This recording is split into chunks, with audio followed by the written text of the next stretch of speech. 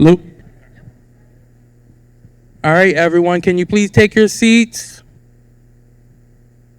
Thank you, thank you, thank you.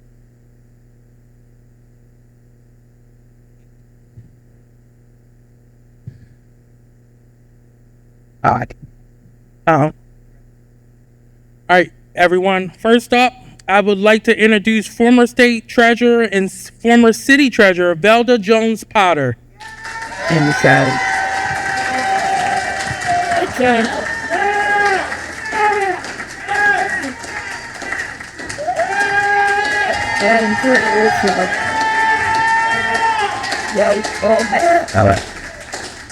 next, I would like to introduce Governor John C. Carney Jr.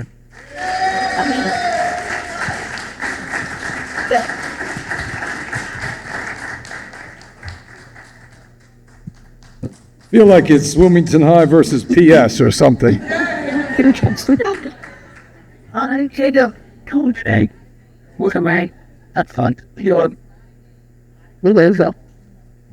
Good evening. I'm going to put these on because I took some notes to make sure that I don't omit anything important. My name is Renata Kowalczyk. I serve as the CEO of Wilmington Alliance, a nonprofit that focuses on equitable economic development in the city of Wilmington. Welcome to the Mayoral Candidate Forum, dedicated solely to the topic of economic development. Thank you to both of our candidates for being here tonight, Ms. Velda Jones Potter and Governor Carney. We know you're very busy, your time is precious.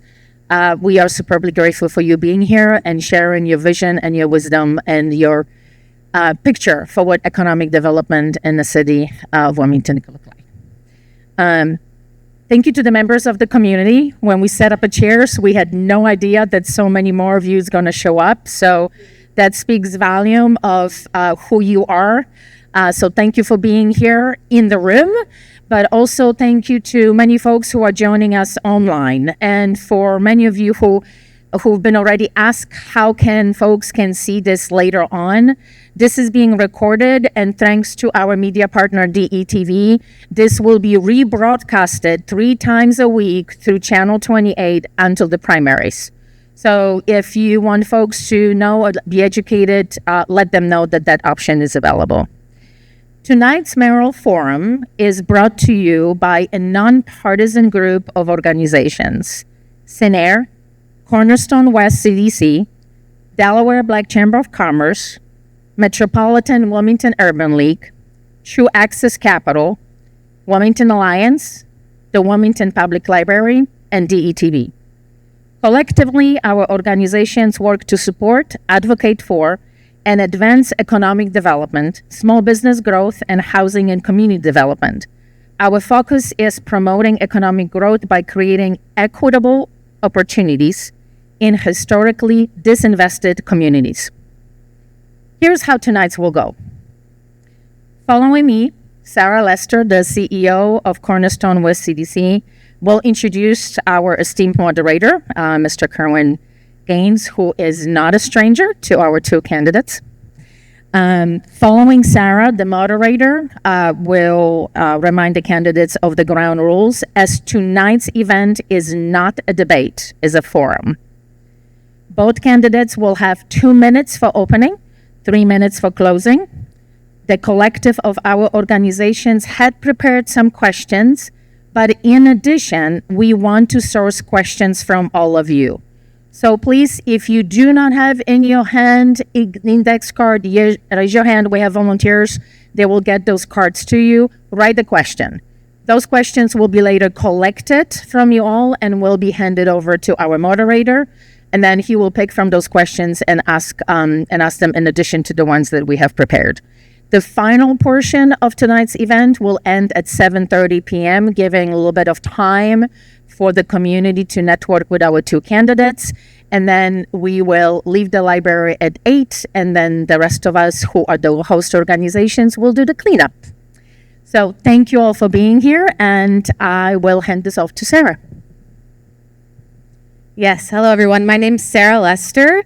and I'm the president of Cornerstone West CDC. So you have a different voice to hear from to introduce the moderator, but similar outfits. Me and Renata, we're kind of matching tonight.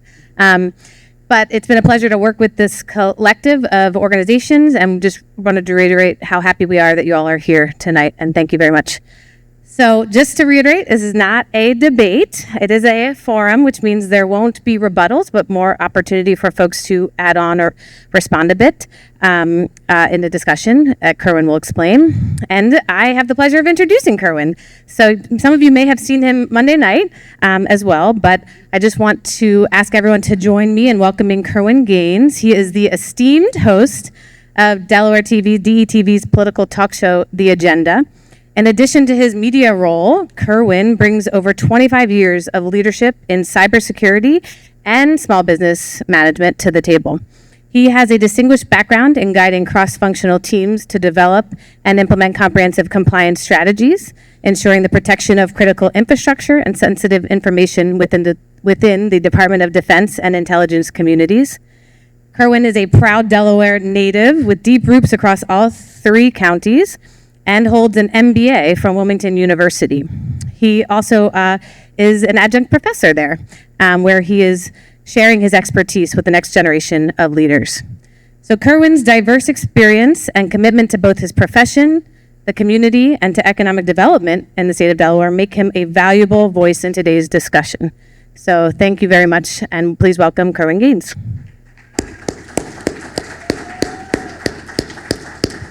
Hello, everyone. How are you? Oh, come on. This is a debate.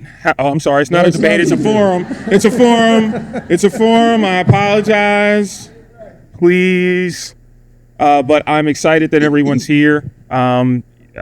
This is, I think, my 4th this season, my 2nd this week, especially with these 2 candidates. And I want to thank everyone that came out for the first one on Monday. I've said before, and I'll say again, I am extremely impressed from someone who has to completely come up with questions every week to speak to candidates and political folks throughout the Delaware Valley. I'm very, very proud of the questions that are placed on the index cards that are passed forward for the candidates. And again, I hope that they take a look at some of those, because it's coming directly from their constituents and telling you what is on their mind and what is affecting them when they have left their homes, when they left work, when they got out of their cars. These are the top issues that are affecting them. So I'm very, very proud of everyone here and through the city and through the state is taking advantage of this and taking the time to fill out those cards. And I urge the candidates to please take a look at them. Tonight, we're looking for another great forum filled with questions and answers and getting the information that you need. I would urge everyone, again, for decorum. This is the first time that we're not in a church. Right? It's been Canaan Baptist Church. It's been Azion Fair, but this is the House of Wilmington Library. So I'm looking for the same level of decorum from the audience when it comes to that. I understand that some of the topics are very, very passionate and touch you in your home. It touches you and where you live, what you support, and basically what you stand for, and you may not agree with the candidate, but please don't shout out. Right? Well, we don't need standing ovations and all those other great things. You could save that till afterwards, and you can talk to them directly and shake hands. And once I receive your cards, I will do my best, because there will be several cards, to get as many of the questions in. I want to be honest with you. I will not get all of the questions in, but I will do my best. Some of the questions that you ask, they may answer prior post you writing. So I won't ask the same question over and over again, right? But that does not mean that your question was not important. Please do not meet me afterwards and ask why I did not get your question on there. I did the very best that I could. Every time I say that, I still get that. And I get it from my own family, so I don't even feel bad. Like I can understand their writing. So I am very pleased to have both candidates here. Thank you so much for putting up with me for this week and my style of asking questions. The governor keeps me straight as always. So let's get to it. What do you say? You all ready? All right. So earlier this week, Governor Carney started the questions, right? He was the first. So being fair, tonight will be Miss Jones Potter, and she will start the questions. The closing remarks will go to Governor Carney first, and you will be the subsequent remarks. Does everybody remember the rules? Your opening statements will be 2 minutes each. 2 minutes. Otter. 2 minutes. Governor. 2 minutes. Okay.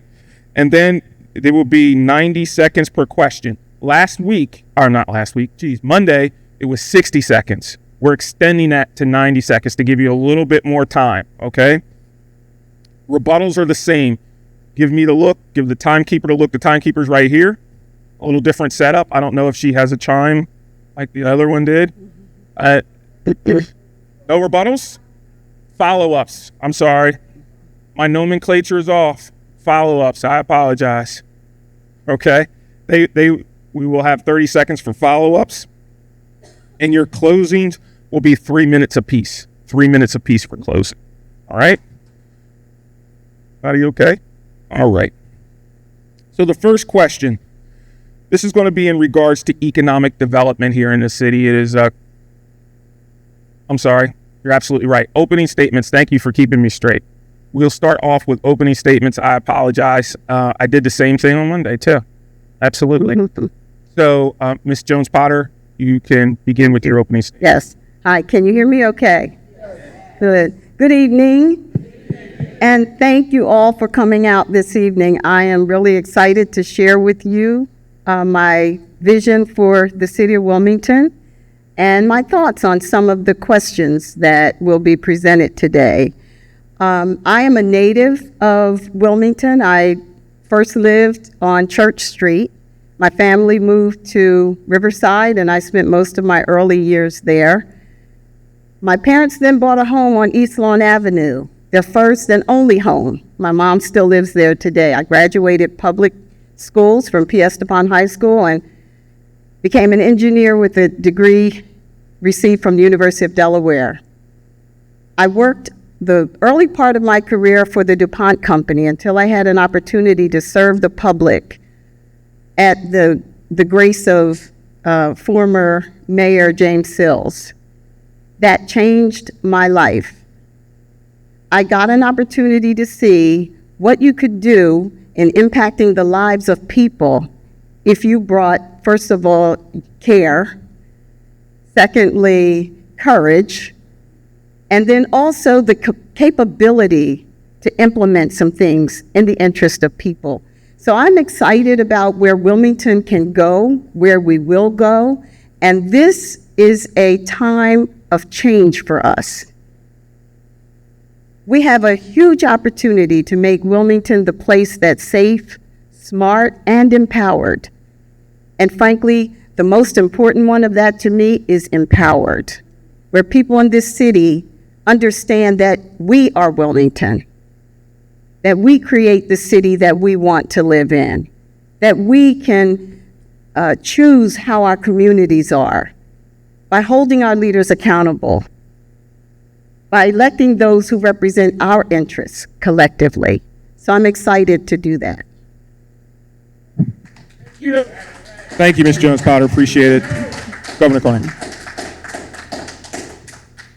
Thank you, Kerwin. Good evening, everyone. I'm your Governor, John Carney. Thank you all for being here tonight. It's good to see some of you were here on Monday. Thank you to the Delaware Economic Development Collaborative for hosting this important discussion and your efforts to inform all voters about the candidates running. Let me begin by thanking all of you for the privilege of serving as your governor, as I have the past 7.5 years. It's been truly an honor and certainly a real challenge as we work through a global pandemic. Over my 2 terms as governor, we've made a lot of progress on the issues that matter most to people, starting with our economy. Over the last 8 years, we've created more than 30,000 new jobs. We've turned a $400 million budget deficit into a $500 million surplus.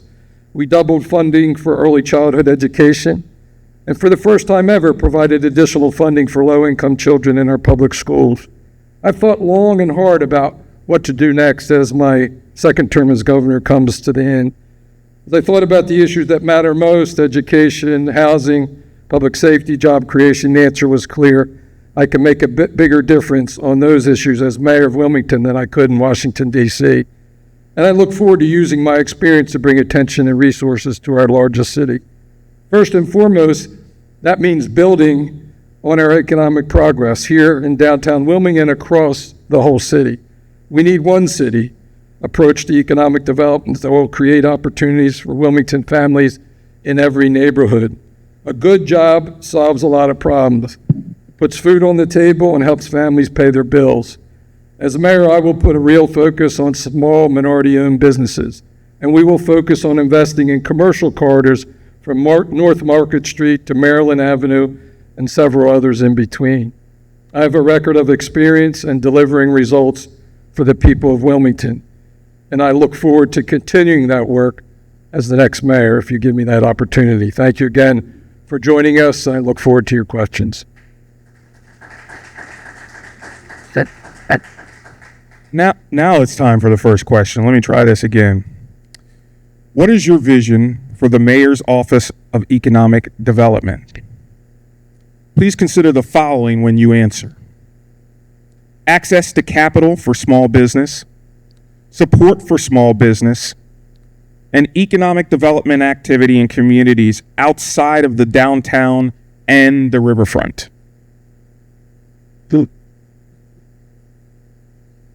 you like the question repeated? You have an issue with me repeating the question? Oh, No.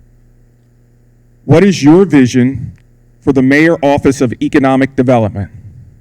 Please consider the following when you answer. Access to capital for small business, support for small businesses, and economic development in communities outside of the downtown and the riverfront. Ms. Jones-Potter. Yes, so my vision of the Wilmington Office of Economic Development is that it will do all that and more. Much of what was asked in the question speaks to exactly what has not been happening.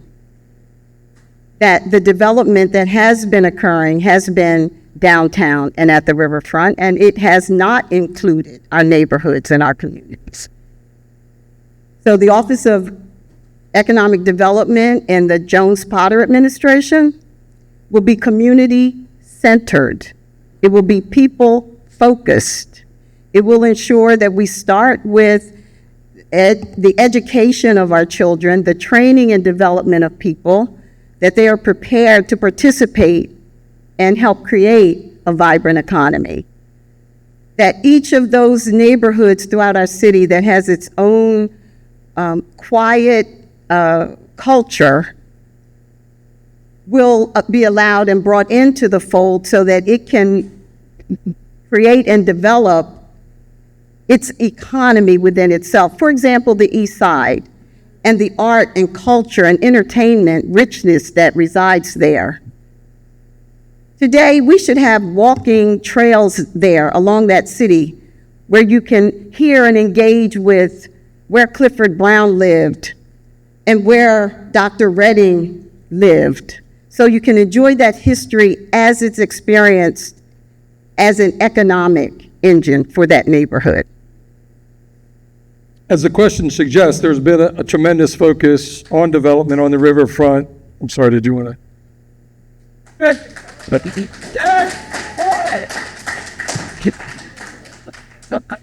As the question suggests, there has been a tremendous focus successfully on the riverfront development there. There are now 2,000 people that live there, 4,000 employees in here in downtown Wilmington. But so there needs, and there are people doing that. Mostly funded from the state government. They get money from the bond bill. And we just had a really successful effort in bringing Insight here to just across Rodney Square. And so the real focus for the next administration needs to be on those commercial corridors that we know about all over the city. North Market Street. We just cut the ribbon on a new library up there that'll be a real magnet for new development there. The development just across the Brandywine on Market Street that Senator Brown has been working on. Tremendous investment going there. Maryland Avenue needs a lot of work. We got about 75, we've been knocking on doors in our city, about 7,500. But people in that neighborhood, they need some development there. We need to work on our entrepreneurs and small businesses, involve small minority business contractors as they do in the land use housing work across our city.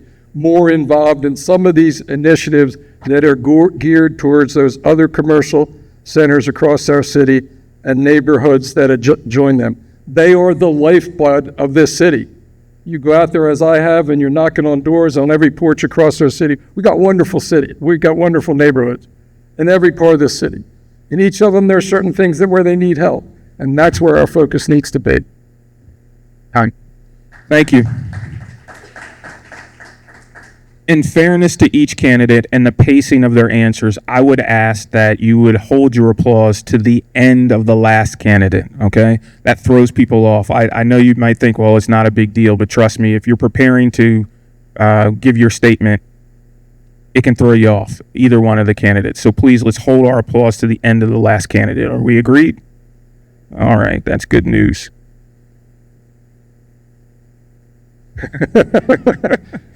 So, Do you follow up on that? huh? Oh, do we have a follow-up? Was there a follow-up? Yes.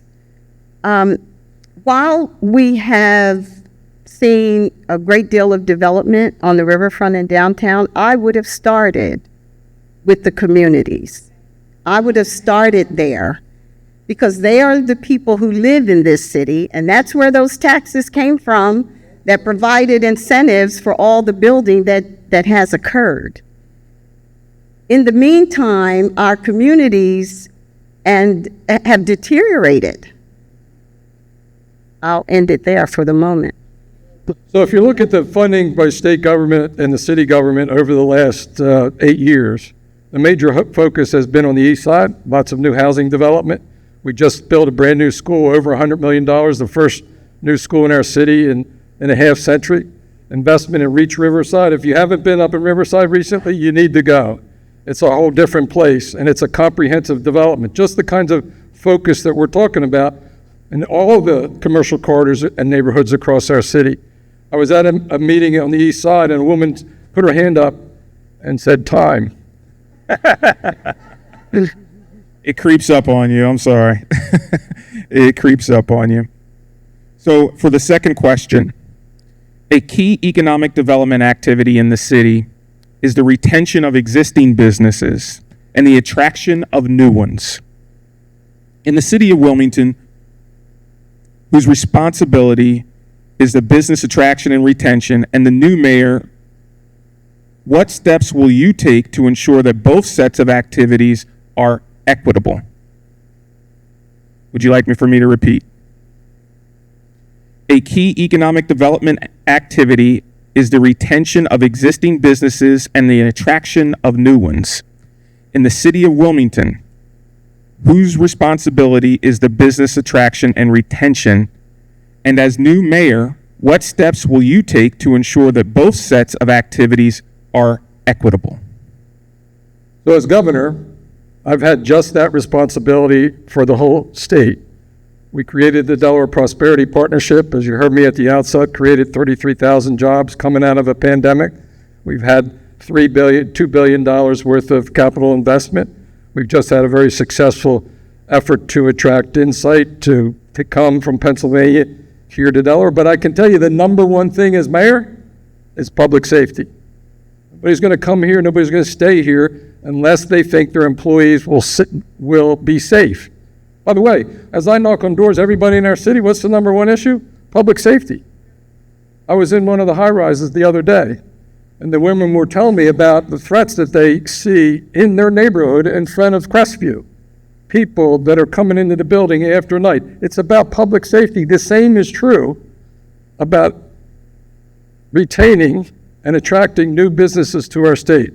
When it comes down to business matters, it's about workforce. And so we have to have the best educated workforce of any city in this region. That means starting from preschool all the way up through high school and college. We're trying to get in the building across the way a college campus with the Widener Law School, Delaware State University Nursing as the anchors there. That will be a huge boost to every child who lives in our city. And it's the quality of the workforce that will determine our ability to attract businesses and keep businesses here. Thank you. Ms. Jones-Potter. The absolute most important thing that a business looks at when considering coming here, and yes, staying here, is indeed the quality of the education. People don't want to come here if their children are going to be in schools where they're not going to perform and prosper. The condition of our schools under the leadership, the governor, in the last 8 years and prior, but the last 8 years in particular, is appalling. Our children are failing. Third graders, only 5% can read at a third grade level. Despite the additional monies that have been poured into it, the results have not been commensurate. We are in the top 5 in spending, and we're in the bottom 5 in performance. We have got to fix our schools and the education of our children. I believe as we bring our communities together with schools in our own neighborhoods where they're able to learn in a culturally competent environment, where people understand their plight in life and believe in their potential, and we resource them properly, we can then and will then see the results that will allow us to bring new businesses and attract them here. Good. Can I just add something to that? Yes. So it's going to involve partnerships. Even today, the governor, the county executive, and the mayor work together very closely on all kinds of economic development projects, and we've been successful. The 866 jobs come to Insight is the best example. You got to work together, and it's about partnerships. The same is true about development in our neighborhoods and the neighborhood commercial corridors. It's about working for the organizations that sponsor this forum tonight.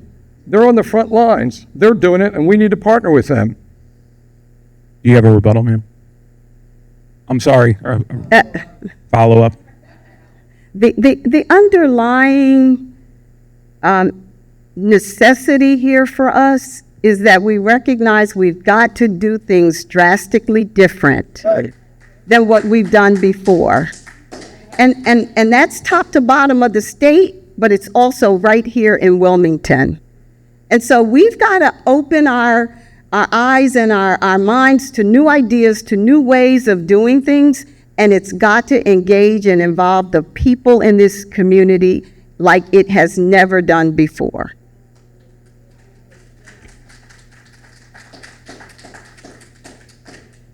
Now, for the next question, in pre-reading, I find it very interesting because this gives numbers to an issue that I was talking about last night on a candidate with my show, and that's the affordable housing here in the city. What I did not know, and what I think this question is great, where it's giving you real numbers of what it takes to live, right? Sometimes we forget about that and how tangible it is for individuals. Sometimes we're blessed so much where it's not even a factor. So sometimes we forget, right? So please keep that in mind for this next question. Housing affordability is a challenge across the nation and requires action at all levels of government. According to the National Low Income Housing Coalition, the housing wage in Wilmington is $28.27 per hour. $30.65 across the state. This is the hourly wage that is needed to rent a market rate 2-bedroom apartment without it being a cost burden. An individual working a minimum wage job in the state would need to work 76 hours a week to afford a market rate 1-bedroom apartment. The cost to rent an apartment affordably is out of reach for too many households. As mayor, what policies or programs will you support to improve housing affordability in the state? In the city, excuse me. So it's about partnership. The city has limited resources, if you think of it, and it's about production of new supply. And that's the only way you're going to get prices to come down. You need it at the emergency housing level.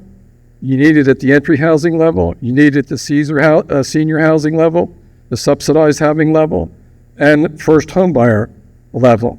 And we've pumped tens of hundreds of millions of dollars into that supply over the last several years. You just drive around the city, go into the WHA buildings and talk to the people that are there. It's got to be partnerships because the money has to come from the federal government and the state government, and that's where it's come from in the last 8 years. And we have invested more in housing than any time in our history. It's one of those things where it feels like you're trying to get on that bottom end of the ladder. We doubled the minimum wage in our state. It's going to go to $15 a minimum an hour starting in January, and there are a lot of people in this room worked for that. But that's still not enough, as you mentioned, for a modest apartment across our city. But you've got to create more supply to drive the prices and the rents down. And you can't have arbitrary limitations on that, because then that's just going to squeeze the supply even more and make the problem worse. So it does require partnerships, and I would work on those as mayor. In this city, it's been my observation that we've seen a sizable increase in supply within the city. The problem is those that have come online have not been affordable for people who live here. We see an influx of people coming in from Philadelphia, from New York, from New Jersey, where salaries and wages are higher in that marketplace. And so they live here and they commute there. We need housing for people who live here that they can afford. Now, there are two sides to that equation. There's the house and its price, but then there's the ability of those individuals to afford it based on what they earn. I think it's important that we work on that side of the equation. These homes that have been being built, there are a lot of plumbers, electricians, carpenters, contractors who worked on those homes, and they pay very good wages. But our people here locally have not been afforded the opportunity to work there. You see Maryland tags, you see New Jersey tags, you see all of that. So we've got to make sure our people work so they can afford to pay for those homes that are built by our people. And that's where I believe, and I will focus as mayor. For both of the candidates, before your follow-up, I just want to be clear, especially for the people at home, when they're talking about inventory, they're talking about homes that are vacant, right? That are ready for people to move into, whether new apartments or whatever, but that are readily available. Some people may not know that, so that's why we're going over it, okay? Follow-up. Go ahead. You mentioned vacant homes. That's a big problem in every neighborhood, in almost every neighborhood in our city. And one of, frankly, the best programs the city currently has is a program through the land bank to get control of those properties and turn them over in an affordable way to a home buyer. What it does, not just helps that individual person, it helps that whole street, that whole neighborhood, and it's a really investment. And guess what? There are more minority contractors that are doing that work across the city. It's a great program, and we ought to get it more money. And as mayor, I'll go find the money and bring it back to the city. The land bank has not been a good answer for our city. Had those homes been made available to individuals who could put sweat equity in, as a homestead program does, as Detroit did with Liberty Bank, who funded homeowners to be able to restore those homes, we would see people living in them who lived here. As developers are brought in and given access to tens and dozens of homes at a time, they're building in a profit. That profit the home buyer has to pay for. Sounded like a rebuttal to me, but do I get a rebuttal on a rebuttal or no? No, that was not a rebuttal. That was my adding to my comments. So moving forward, if it was, I'll take responsibility. But moving forward, there will not be rebuttals, just follow up. So please, candidates, be cognizant and answering your questions, okay? Moving on to the next question. I think it's for the best. Economic development in Wilmington is tied to quality and stability of our housing stock. We have made progress in addressing Wilmington's blight and vacancy problem, with efforts underway by several stakeholders to redevelop properties into affordable homes. Without ARPA funding winding down, however, it may be difficult to keep this momentum going by ensuring continued investments while lowering cost on development. What steps would you take to make it easier for equitable development in Wilmington? Partnerships. Got to work with the county executive and the next governor. As governor, I've worked with the mayor to make huge investments, some of which was with ARPA funding, significant amounts with state bond bill money in Riverside.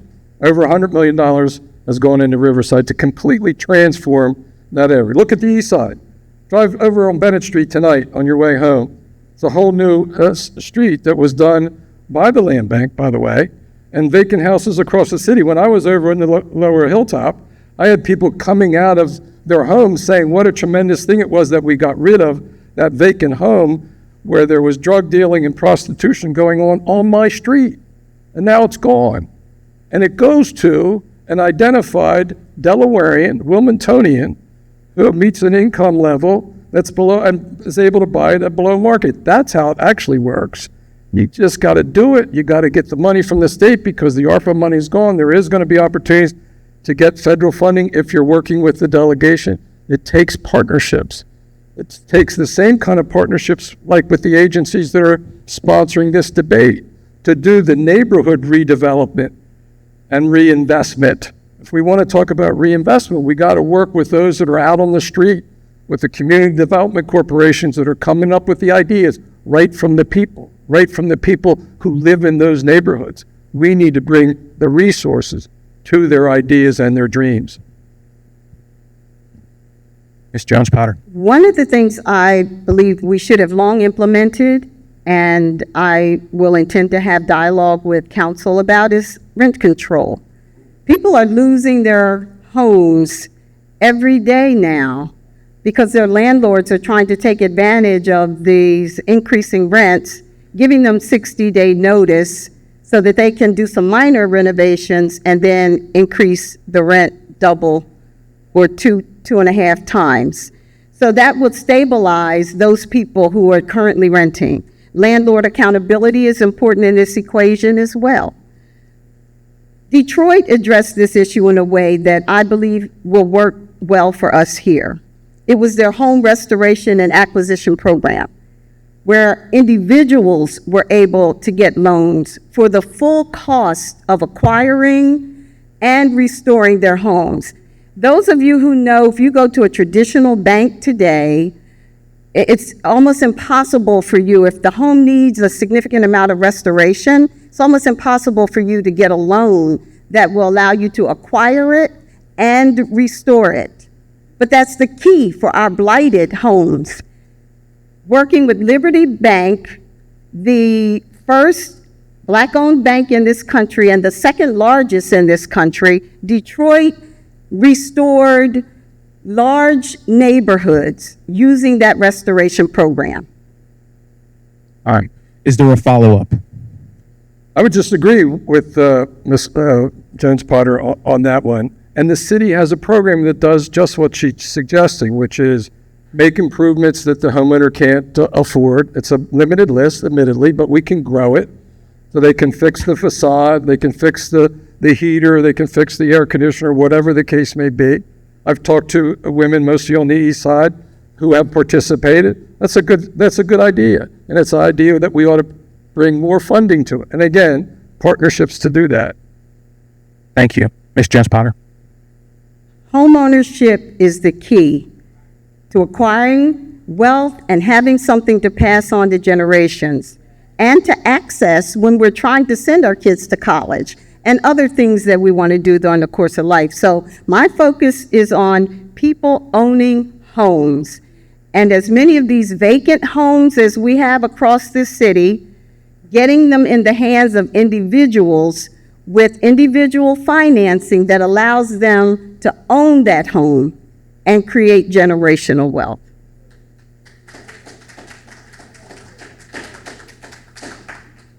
Thank you. The next question is in regards to small businesses. Small businesses are the lifeblood of our communities. In Delaware, 98% of all businesses are small enterprises, and they create 56% of the jobs in our state. Unfortunately, 6 Black-owned businesses had to permanently close their doors in 2023. Given this backdrop, are there any policies or programs from other cities that you believe Wilmington should consider implementing to support and encourage the growth of small local businesses? This question is for you, Ms. Jones-Potter. So I'd like to remind people maybe or bring to the attention of others one small business who I know had that experience, and that's Drop Squad Kitchen, which was the very first business to locate on the riverfront. Her mother owned Molly's Ice Cream, and then she opened Drop Squad Kitchen. They held that down for years. They were there when there were no other businesses there. But then, as rents began to be increased and increased and increased, they were priced out of the market. And it is vacant today. So for some reason, we'd rather have a vacant building that was a business than to be accepting perhaps not the prime rental income and have the business there operating. So I think we just need to bring a whole different perspective to how we handle our small businesses. Access to capital is extremely important, and I'll work to make sure we get as much of that as we can. But then it's more than just getting the capital to them. There needs to be financial education and support for those people to become successful business owners. We have people who have tremendous ideas, who are super talented, and we've got to help them with the business aspect. Now, I have a little bit of experience doing that, having led financial education initiatives that have been recognized across the country, Smart Savers, the TD Bank school takeovers and education. So we'll do more of that. Governor Well, Carney. just a couple ideas there. We know that people that go to Howard High School, Hudson, some of the VOTECs, they come out with real skills, carpentry, sheet metal work, electricians, and then they create their own business. We need to focus on making sure that our young people know and understand of those opportunities, number one. In terms of funding, one of the most successful funding program for small business is what we call EDGE grants that the Small Business Division of Small Business started under my administration. They've had over 100 grants made, over $6 million. 33% of the recipients were minority-owned businesses, 44% were women-owned businesses. It's a program that works, and it's a program that we should bring more funding to. And then with respect to the technical support in terms of business plans and how to run a business and all those kinds of things, we have partners that are sponsoring this event that do just that work. We have the Small Business Administration at the federal government that does that work. We need to have the partners to help our small business, help our young entrepreneurs. We need to get folks in the neighborhoods that we're talking about to start their own business, take a technical skill that they learned at Howard or one of the high schools, start a business, make a good living, and acquire some health. Those are things, good ideas that I would do and encourage through partnership if elected mayor. Is there a follow-up? I'd like to give 2 examples. Arts, culture, and entertainment, again, I can't say enough about the potential that resides there for really a renaissance here in this city if we will take the chains off and give them access to forums so they can do what they do in our city. Contractors. We've been told that we don't have any local contractors who are large enough to carry some of these major businesses or projects. So bonding is one thing that we can certainly help with. City resources could be used to underwrite that, and that would be worth the investment. Is there a follow-up, sir? Yep. Okay, so now we're at 6:50. So we can begin to collect the cards the index cards if you had individual questions. The folks will come around and pick them up. I guess you can pass them one way or pass them the other.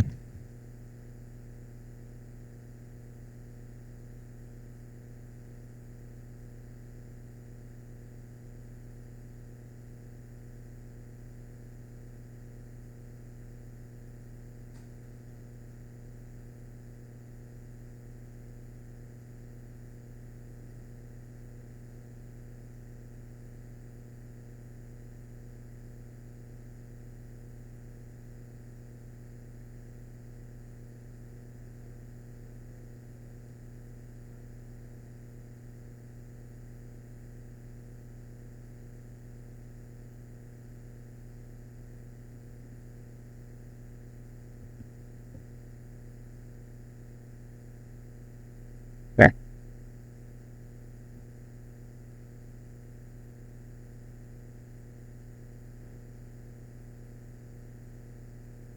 Now you all know I'm at that age now where things are starting to get a little blurry on these cars. And the lighting, so if I'm squinting, don't talk too much about me. Mr. Carney, this question is for you. On May 18th, Wilmington City Council approved a $182.6 million budget, which includes $5 million allocated for community and economic development as well as other financial supports for residents and businesses. This budget also included a modified plan to increase business licensing fees and a reduction in the per unit annual fee for rental properties to $75. Despite these measures, some members of the Wilmington business community have voiced concerns about a lack of transparency and communication regarding the city's resources available for small business. The raising of the business license fee have negatively impacted some businesses. If elected, how would you address these concerns and improve the visibility and accessibility of support for small and minority-owned businesses? So as I said on Monday night, I guess it was, after being elected, if people are good enough to vote for me on September the 10th, as mayor, the first thing I would do is a top to bottom audit, review, operations, the budget, all those things to just get a feel for what the pressures are. I know just by knowing the budget a little bit is that the operating budget grows at a rate faster than revenue. And so for over a period of time, you're going to always be under the gun. And that's why, as governor, we passed legislation that gave the city at least $5 million a year in corporate filing fees, increased the fees that they were already getting, to anticipating that problem was coming. I couldn't stand here and say that what I would never like to do is raise fees on anybody. There's a whole fees report that's been out that I'm taking a look at, worthy of talking to members of council about it. But it would have to be done in the context of the total budget. You certainly don't want to create disincentives for people to form businesses, particularly small businesses, and operate in a way that ultimately bring in revenue to the city and wealth to the individual and his or her family. And so I just would be very cautious of that. But you have to look at the whole budget scenario to see what to do about it. Ms. Jones-Potter. One of the most challenging areas that I observed while in city government that small businesses experienced was the process of opening their business.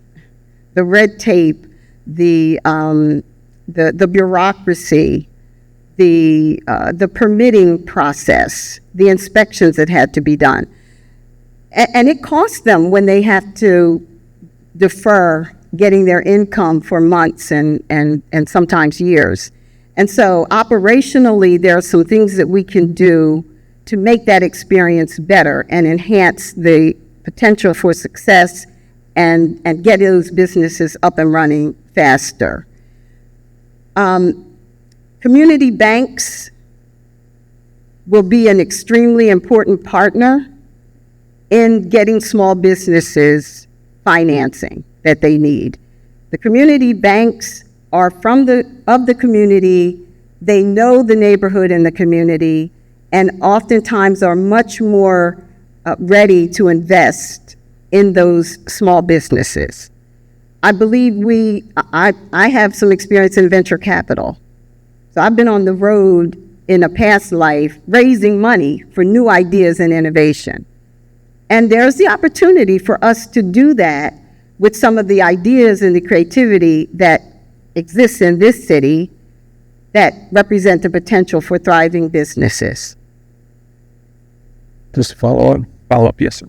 As a follow-up, one of the other things that I would do first thing is, as elected and into the term would be to hold town hall meetings all over the city, to hear from people directly.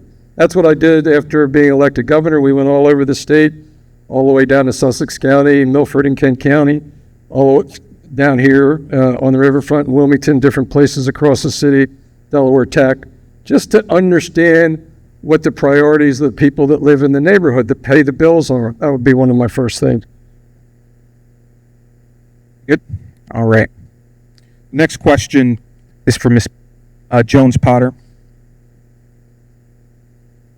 To what degree would small business owners be involved in the process of creating policies and programs that will impact small businesses in the city of Wilmington? How would you propose to involve them? So it's not just a legislative thing, but bringing in those small businesses. So I mentioned early on that my platform is built on 3 pillars: safe, smart, and empowered. And it's that empowered piece that represents the importance and the need for the voice of people as individuals representing their businesses, the organizations that they're a part of.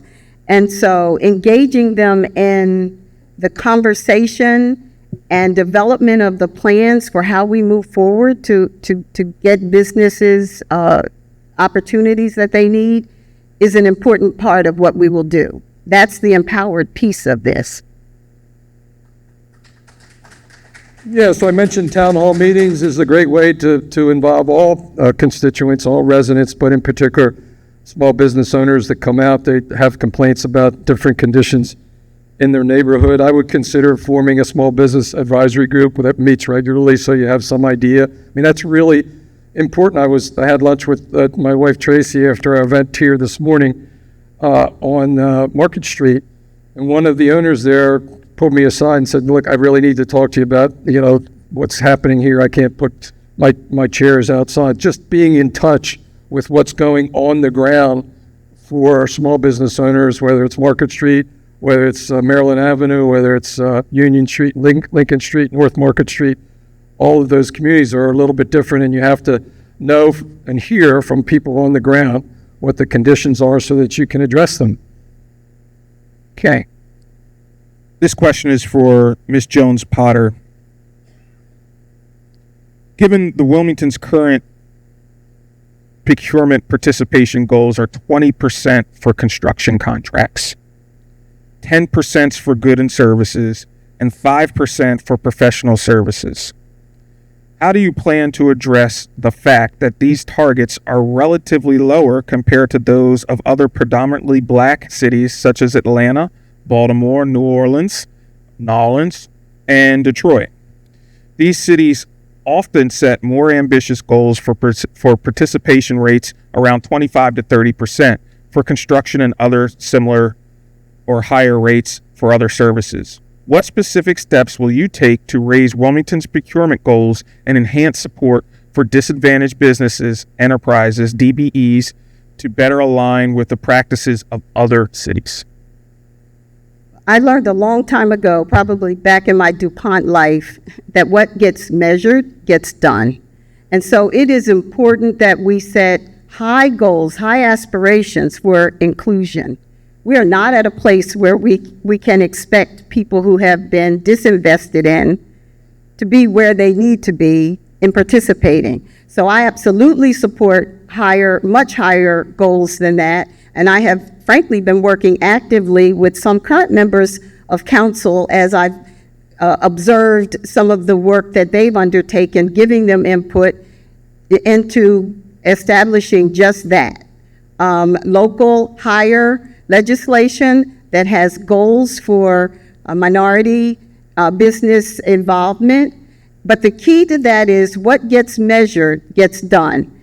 If there's no accountability on the back end that makes sure that people weren't just on the roster, but actually worked and had earned a living from those projects or whatever the initiative is, then you can have the numbers in the policy and it still won't make a difference. So I think I have a reputation for holding people accountable to the numbers and where the money goes. And I will absolutely do that when it comes to including making sure all people across our city get an opportunity to participate in that prosperity. And first of all, Mr. Carney, I think I made a mistake. That question should have gone to you first. I'll make it up on the back end.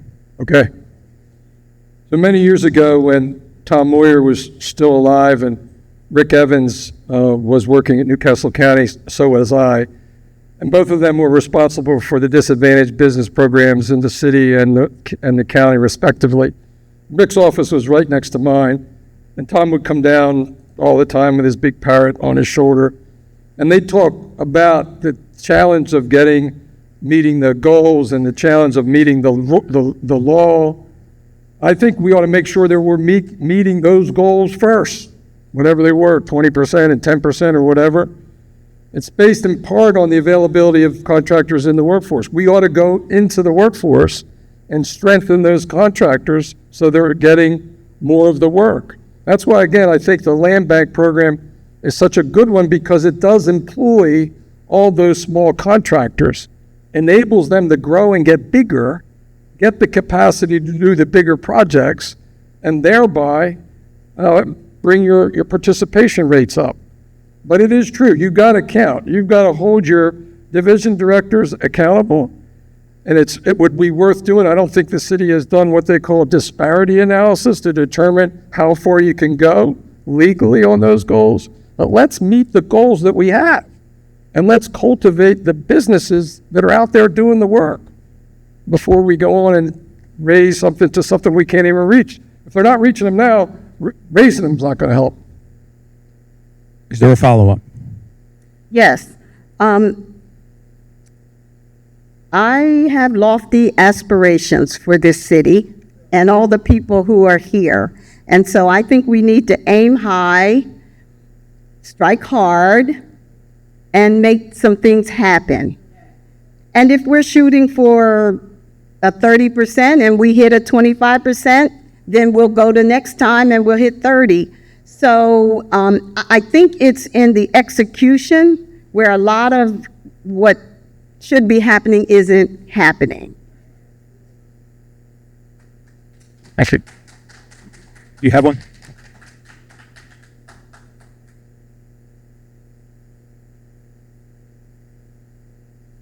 We have an important issue here. There is a car that is about to be towed. It is a Honda Odyssey, and I believe this is a Delaware plate, 437198. We have a winner, ladies and gentlemen. We have a winner.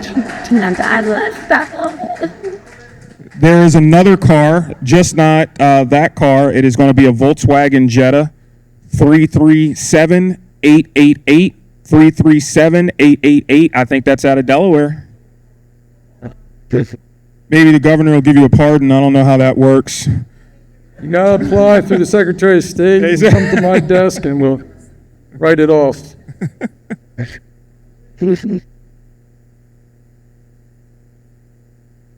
No pardons for parking tickets. Okay. Governor Carney, this is for you. Based on a review of audits performed in recent years by the city auditor, the impression is that there is very little oversight on basic procedures. And while each audit appears to lead to some efforts to correct these issues, there remains a perceived culture of this is just how we've been doing things. Have you had an opportunity to review these audits, and is there anything that you would do in office to address the procedure and oversight issues in city government? I have not had an opportunity to review the audits.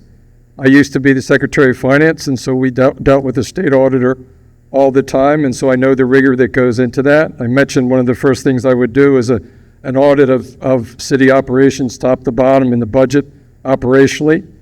As governor, I established a group called GEAR, Government Efficiency and Accountability Review.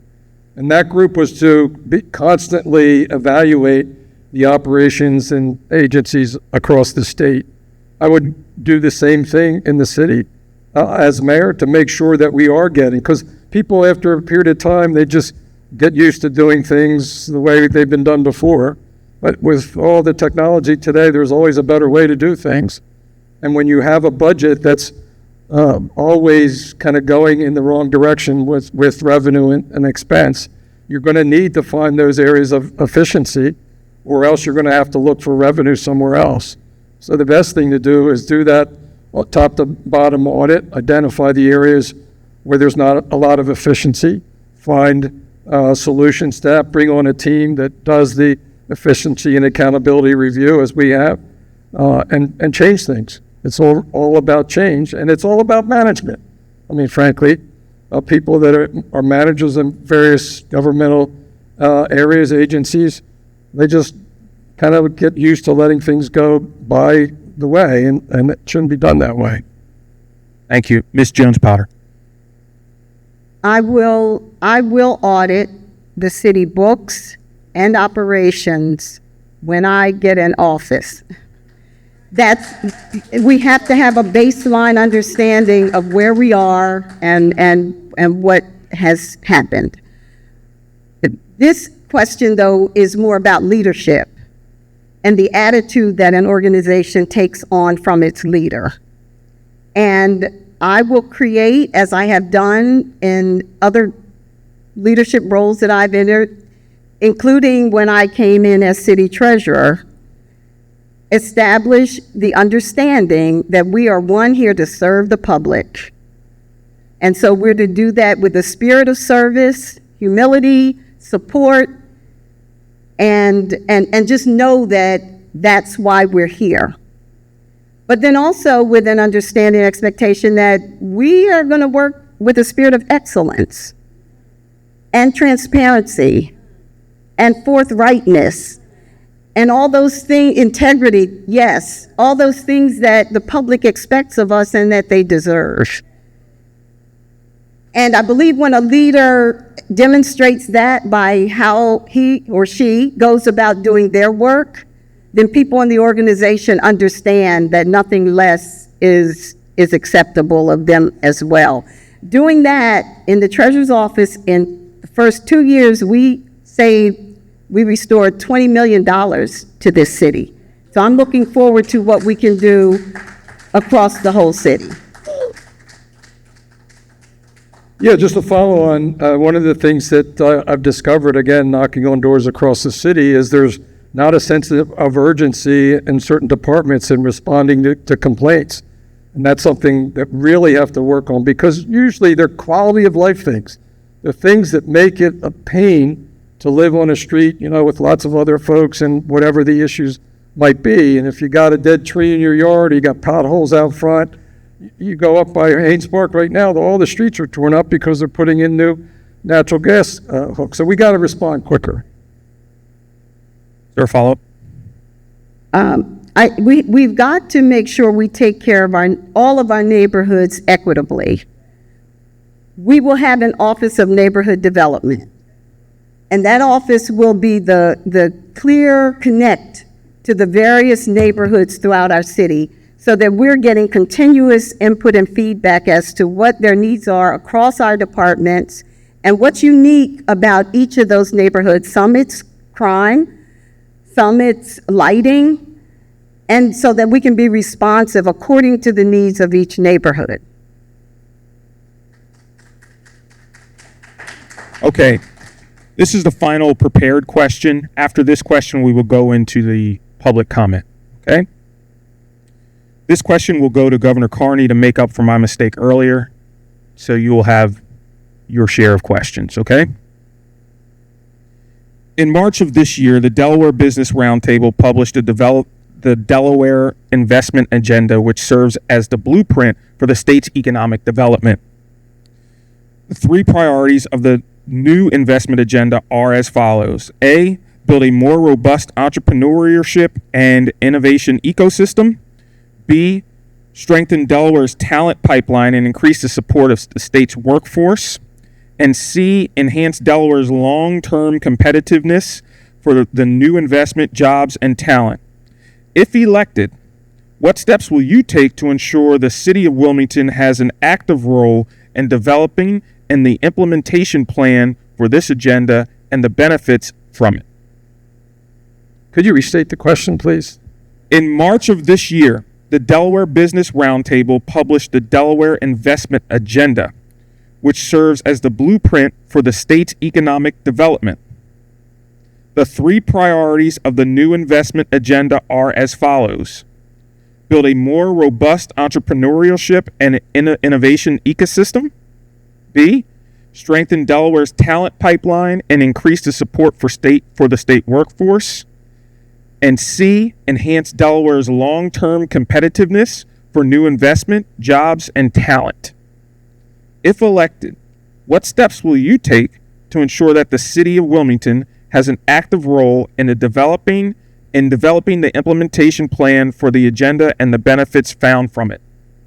So the city of Wilmington has to be a major focus of economic development.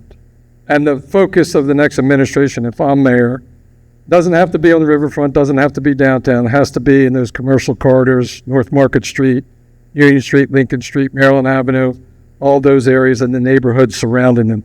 That's where our focus ought to be.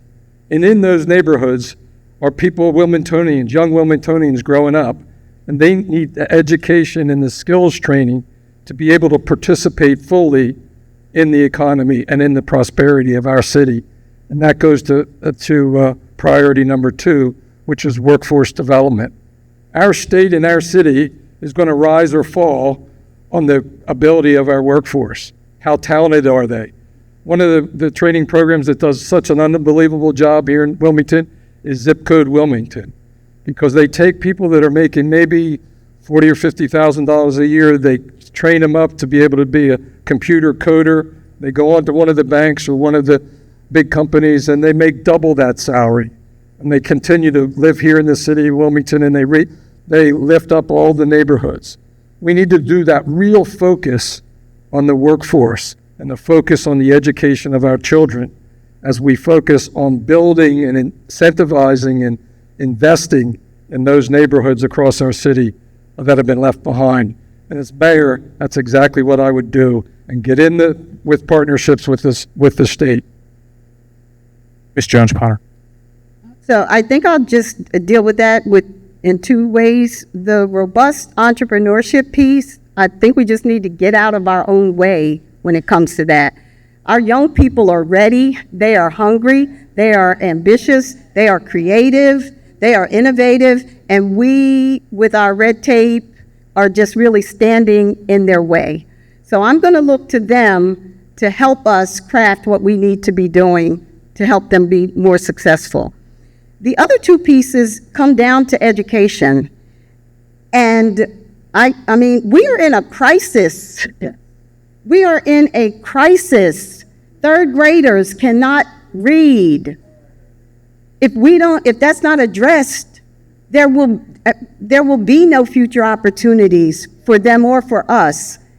And this has come about under the leadership of our governor, who has had full control of the budget and the department that's responsible for education.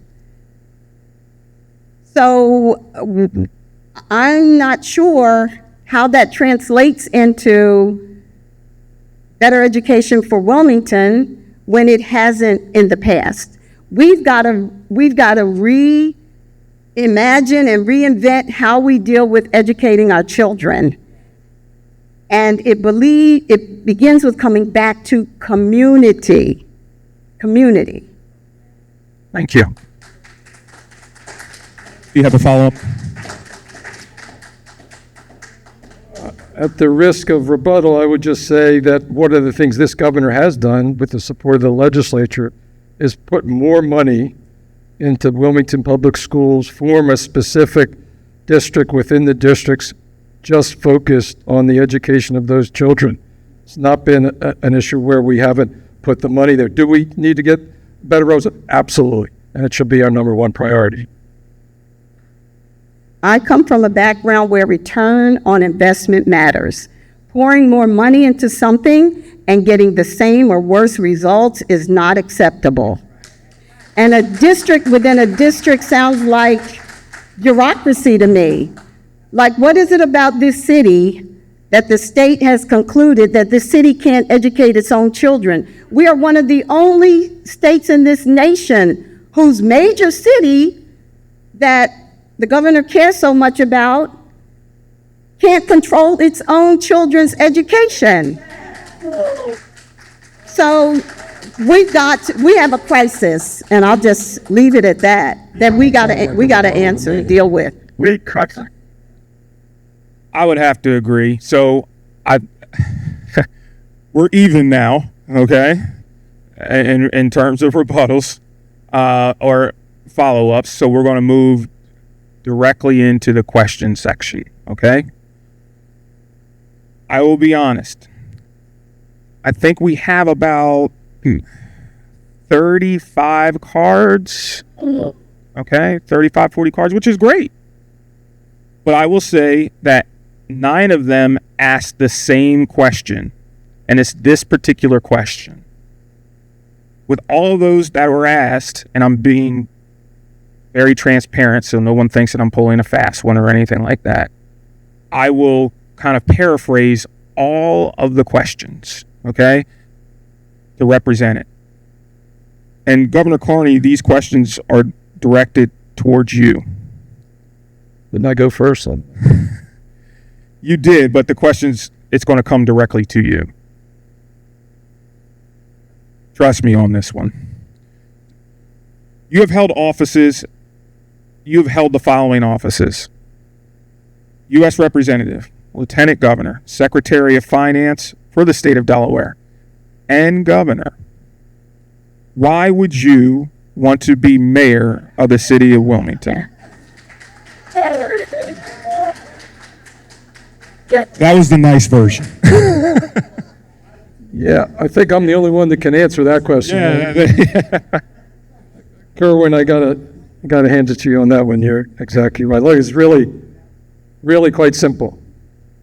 My public service has not been about me. It's been about the people that I've served. Whatever office it was, Lieutenant Governor, Secretary of Finance, working for then Governor Carpenter, Lieutenant Governor, Member of Congress, 3 terms, 6 years, and now 7.5 years as your governor. It's about understanding what people in our state, what their aspirations are.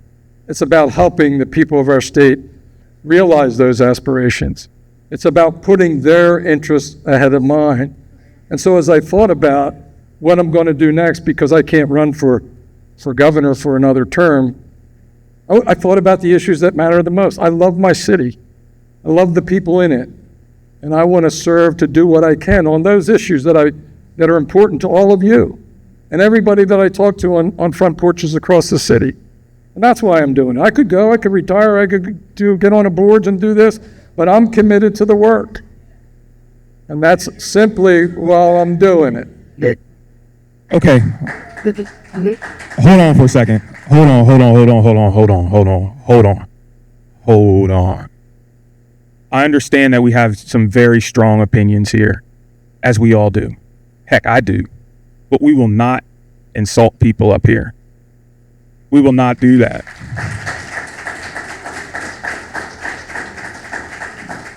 You can support who you want to support, but your comments are heard and they're disrespectful. And that's why people don't come to debates and why you miss information. And it gives folks a reason. So please stop. Please. Are you with me? Yeah.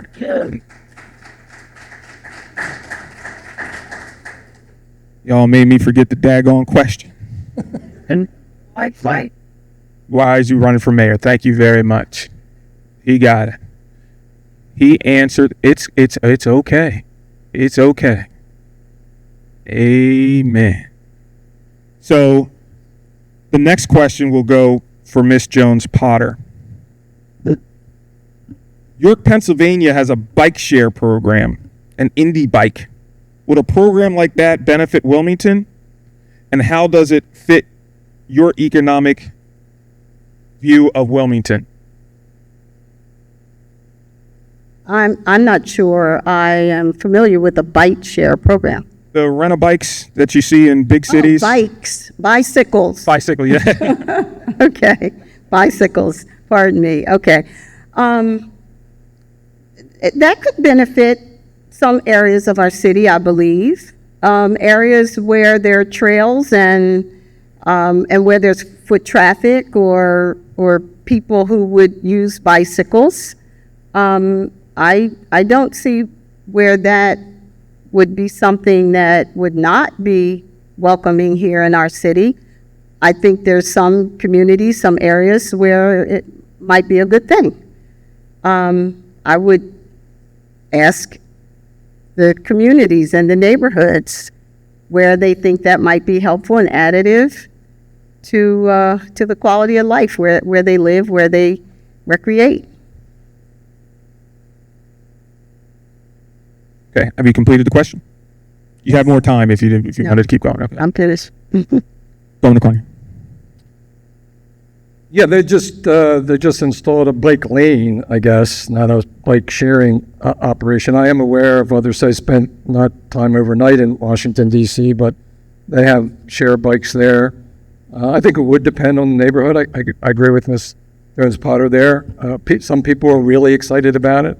The bike lane that's out on Boehner Boulevard, just relatively new, hasn't been used that much, although I saw a guy coming up just as I was coming down here today. I think we've got to find better ways other than jumping in our cars. You know, we've got global warming coming. It's real.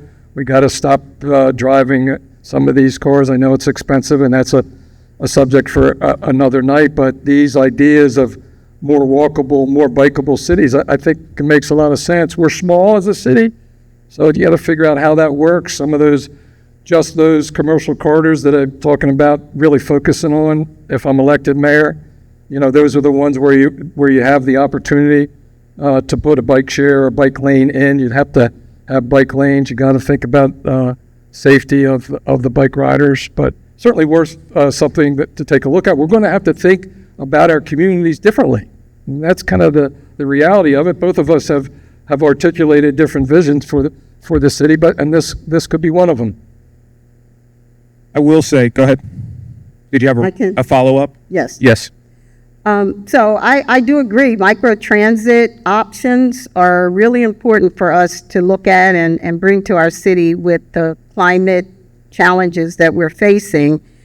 I would say, just in retrospect, I would not have invested in the bike lanes as they are right now, not in lieu of the streets that I ride on that I wonder if my tire is going to burst. My time is up. Okay. Next question.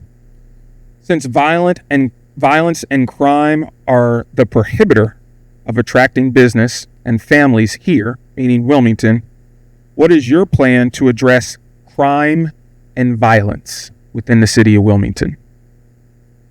So we've had this question before. It obviously is one of the top issues, along with education, and shootings are down in our state. They went up as they did in every city and town across the country during the pandemic. The state has been partnering with Wilmington Police Department on a project called Group Violent Intervention. It is seeing some success. It's the combination of a heavy law enforcement approach and kind of a social worker approach to the individuals, and getting younger and younger every day that are involved in groups and neighborhood groups and gangs. We go out and we talk to them, we bring them in, we bring people that have been in prison before. They talk to the young people, try to convince them this is not the way to go. We'll give you help if you take the way out. If you don't, we're going to come down hard on you from a law enforcement perspective. It has shown a promise in other cities where it's been used, and I think we ought to lean into it. Now, I would, if I became mayor, I'd move over onto the city side.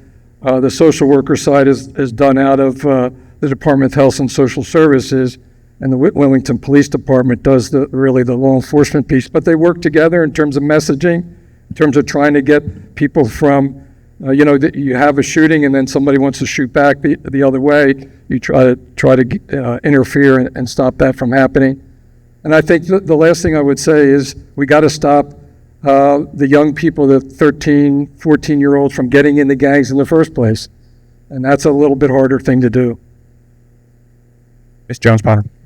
This is one that we have to attack on multiple fronts. Jobs, of course, is a significant deterrent to that. When people have gainful employment and see a future for themselves. But we've got to have youth violence intervention by people who really know and understand what that means and how to do it. People who've been there and can meet those young people right where they are. But this problem can't be attacked just on kind of interim basis. It's got to change the way we're living in our neighborhoods and in our communities. So, for example, downtown visions. Why do we only have downtown visions downtown? Why don't we have that kind of presence in our communities, particularly those where it's needed most? So that is one of the things that I will be looking to do as soon as possible. They'll be able to engage with the community. They will be of the community. It's not law enforcement on the back end, but it's support and help and relationship building on the front end. And then guess what? That creates our pipeline into the fire department and the police department. So no longer will we have to hear, oh, we don't have people who are ready or who want to become officers or who are ready to become firefighters who are from the communities right here in this city. I would really just say what I think has become the obvious and all the answers to the question, and that is we've got to deal with the education thing first. We have to make sure that our children are learning, and that's why we formed the Wilmington Learning Collaborative, which is geared towards getting a hyper-focus on the children who live in the city of Wilmington. That's what it's intended to do.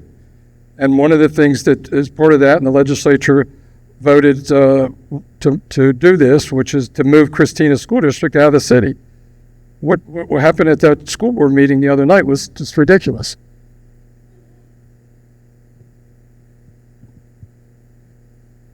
Well, this will be the final question before closing remarks, okay? And in spirit of education, I will have an education question as your final question. And that question was in regards to curriculum in the city of Wilmington. What are your plans to do it? And I understand for both of the candidates, I'm not speaking on your behalf, but the city doesn't control the curriculum. The states and the districts control the curriculum. But I would honestly say, as a constituent, from a state perspective, we're critical at this point in the city of Wilmington. Christina School District, as you all know, had another board meeting last night. I wasn't impressed with that. I think that something needs to be done. I don't know the balance between the Department of Education and the school districts, but it's not working, right? And it's definitely not working here in the city.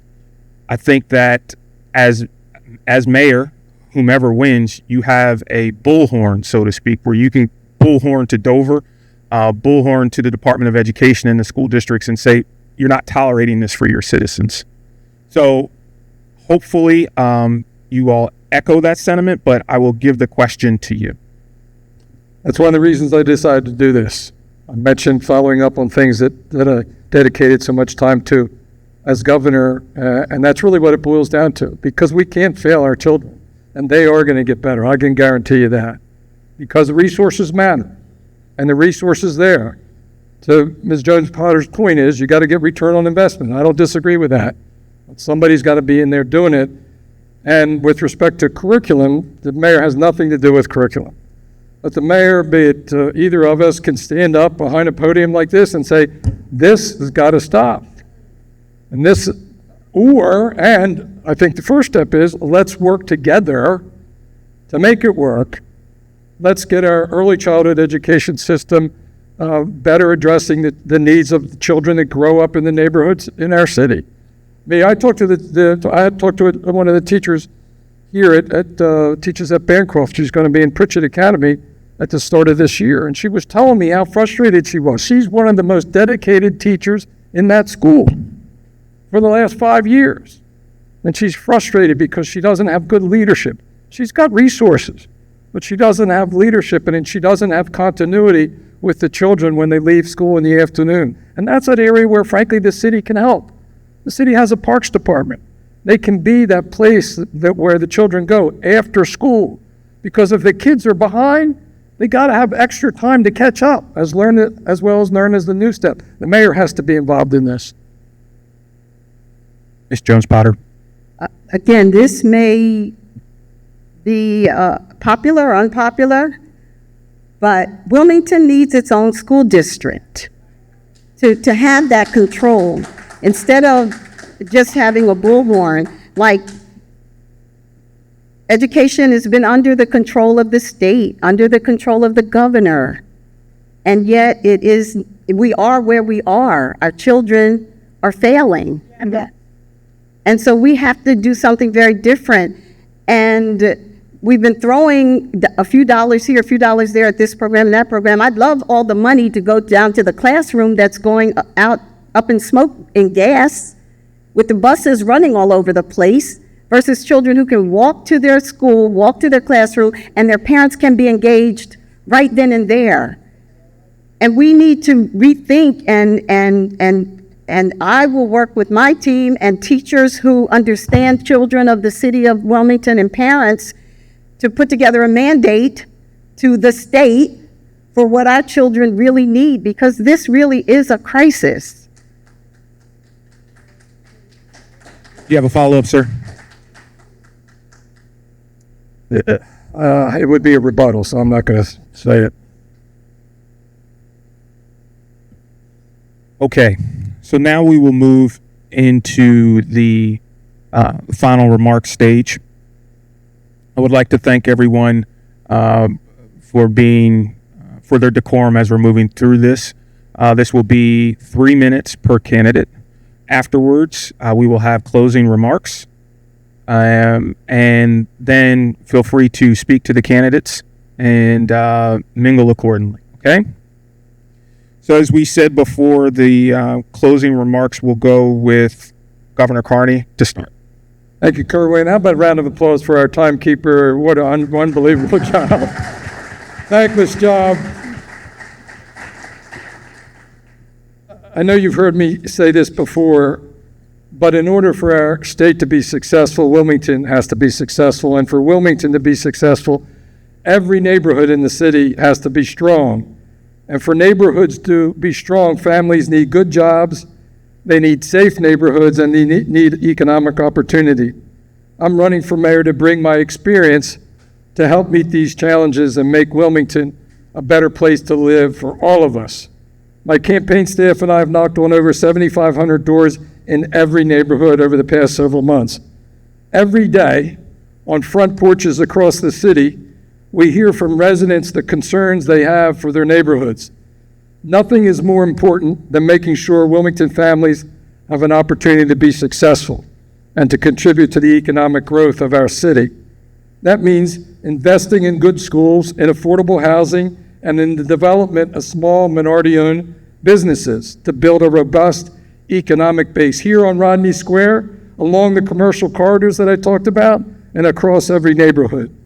Just last week, we broke ground on the new Kingswood Community Center, we committed $14 million to the new center, and it will provide additional space for education, recreation, economic empowerment. It will also bring promise and hope for generations. A few weeks ago, we had a similar event at People's Settlement. The state invested more than $20 million at People's Settlement as part of a broader redevelopment of the east side that we've talked about tonight. We're supporting a project at Bracebridge right across the square here to create a higher education campus right here on Rodney Square with Widener Law School, the Delaware State University Nursing Program as the anchor tenants, and this will create opportunity for thousands of city kids. We're also expanding the Port of Wilmington because the jobs at the port have been a gateway to the middle class for generations. As your mayor, I will work together with the next governor and the congressional delegation to continue this kind of investment in our city, because we know that Wilmington drives the economic success of our state. And I know that our state depends on the kind of partnerships with people who sponsored this event tonight and all of you in this room. I have the experience and the record to get it done. We will do it with you and in a way that is good for every neighborhood, every Wilmington family. That's my mission. Together, working together only, we will build a stronger city, a more inclusive city. As your next mayor, I will work tirelessly to get that done. Thank you very much.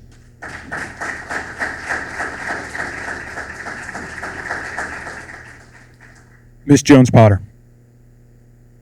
So thank you very much for this opportunity, and thanks to everyone who came out to hear and participate. I am looking forward to what we can do together across this city for all neighborhoods, but especially for those who have lost hope, who've been left out, who've not been given equitable opportunity and access.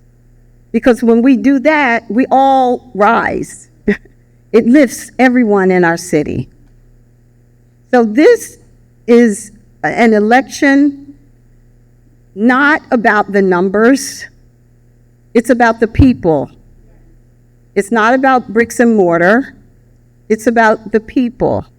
And it's about what the needs of the people are in this city. 3 blocks from here, the old Peony Caterers, maybe it's a few more than 3 blocks, has been there since I was in middle school, perhaps. And it has created an environment around it that's festering with drugs and vagrancy and vacancy. And we ride by people systematically every day who we know are incapacitated. And nothing gets done.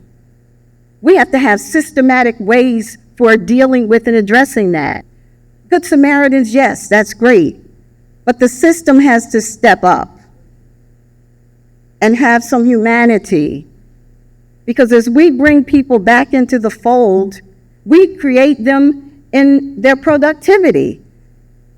So the $41,000 a year we spend to house someone in the criminal justice system, we don't spend a fraction of that to bring them back and acclimate into society in a way that they can be productive, so we don't have to spend another $41,000 when they go through that turnstile again.